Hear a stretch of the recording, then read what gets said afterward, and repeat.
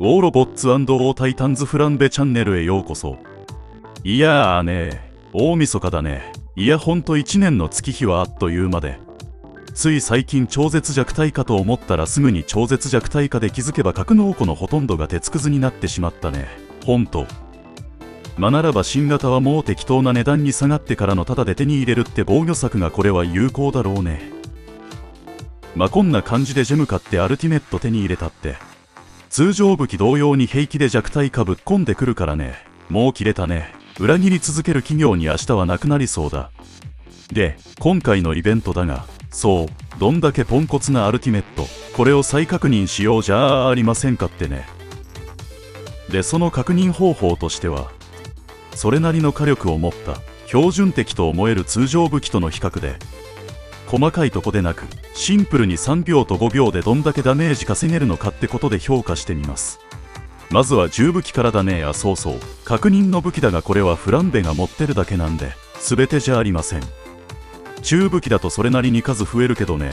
でさらにレベル合わせについては計算上でマーク3に換算します。なのでベンチマークの数字は最後にまとめてレベル合わせで比較します。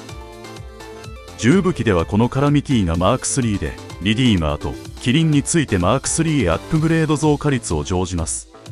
するとやはりリディーマーの火力ってキリンの2倍近くの火力となってるね。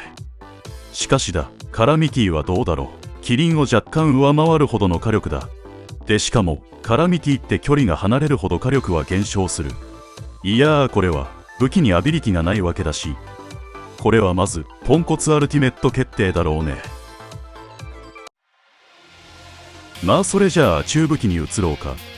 まずは近接武器となるが、これはその後の中距離武器にも参考となりそうで、これも同様にレベル合わせで来てないから最後にマーク3に調整します。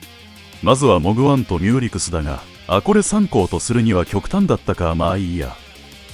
じゃハボックとコロナね。これ2つがポンコツでないってことは過去の検証でも織り込み済みだしね。むしろミューリクスとの差どれだけなんだろうねってとこか。注目はいやいやおいこれなんだこりゃ、圧倒的火力じゃねえか。ミューリクスどうなってる。バランスはこれ最終レベル合わせで再確認します。次に中距離グループだね。これらの参考としては ARM が敵対級値変動なんでちょっと物足りない火力じゃあるがね。そりゃもちろんアルティメットだからね、当然上回るでしょ普通は。それじゃショックトレインからってこれもうすでにオワコンか。レベル1だからねどうなるか。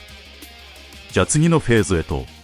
これねストーム、これ近接だけど実は忘れてたんだねストームの存在で、一応確認してみといてって感じだがどうだろう。で続くイグナイタ、そうしてイオンパルサーと続くが、いやねえなねあって、射程距離は600メートルだったよね。距離拡散はあるがかなり拡散率は低いからね。350メートルあたりでも極端な火力低減はない武器だが、これらは最後に評価だね。で最終フェーズのベンチマークだ。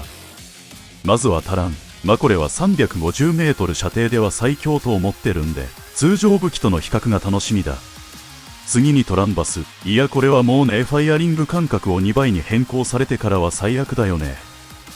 そうして距離による火力変化あるスカージと、撃っても撃っても撃ち続けるハッサー。このハッサーは瞬間的な5秒までの比較だとコンセプトが違うからちょっと不利かって感じではあるが、さあではこれらのベンチマーク確認した武器をすべてマーク3にレベル合わせしてみましょう。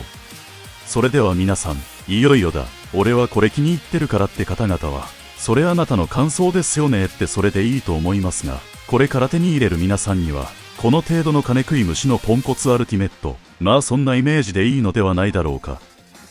では栄えあるポンコツアルティメットの発表です。ご覧の皆様方です。おめでとうございます。いやもうね、フランベが持ってるアルティメットの半分以上がポンコツ認定となってしまったね。こりゃひどいな。どんだけ高額なものであっても平気でポンコツにしてしまう運営。密かに新型発売の正し書きにこれは現在の数値で将来変更となりますって書いてるがね。ならばもうこれからは買わないまでだ。ご視聴ありがとうございました。ではまた来年お会いできること楽しみにしております。ごきげんよう。